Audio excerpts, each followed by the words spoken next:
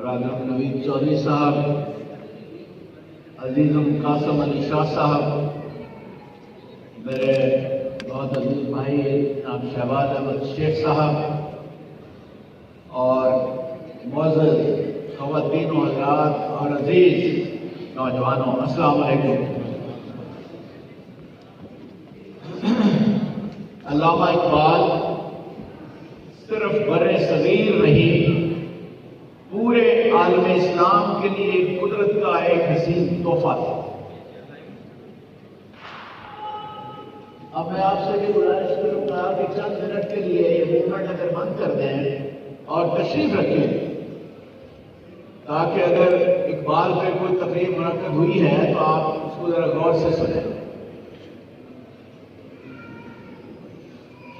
ایران اور ترکی کے دانشور ہمیں کہتے ہیں پاکستانیوں کو کہ پاکستان کے زوال کی ایک بڑی وجہ یہ بھی ہے کہ آپ ایک احسان فراموش قوم ہے، آپ نے اقبال جیسے مسلم کو فراموش کر دیا۔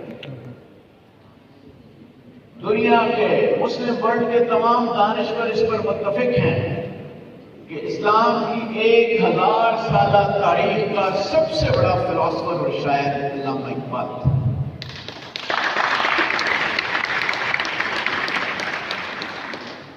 وہ قدیم اور جدید تمام علوم اور فلسفوں کے شناور تھے، دنیا کی چوٹی کی درسگاہوں سے پڑھے ہوئے تھے۔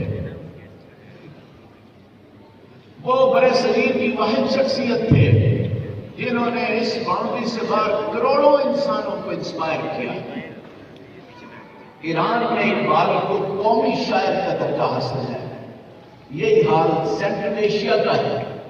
پچھلے دنوں تاجکستان کے سفیر سے ملاقات ہوئی، میں نے پوچھا ڈو یو نو علامہ اقبال؟ کہنے لگا if you ask a 5-year boy of Tajikistan, he would recite many verses of Iqbal.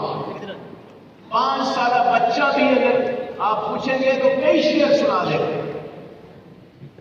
اور سفیر نے مجھے بتایا کہ میں پوری فیملی لے کر سیالکوٹ گیا ہوں، 3 گھنٹے اقبال کے گھر میں گزارے، and I kissed that pen which was used by حضرت علامہ اقبال۔ اس پین کو میں نے بوسہ دیا۔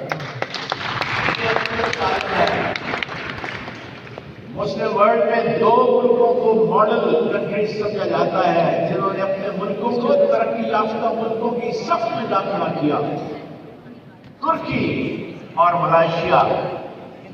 دونوں کے ویژنری لیڈر طیب اردوان اور ڈاکٹر مہاتیر دونوں علامہ اقبال سے انسپائرڈ ہیں۔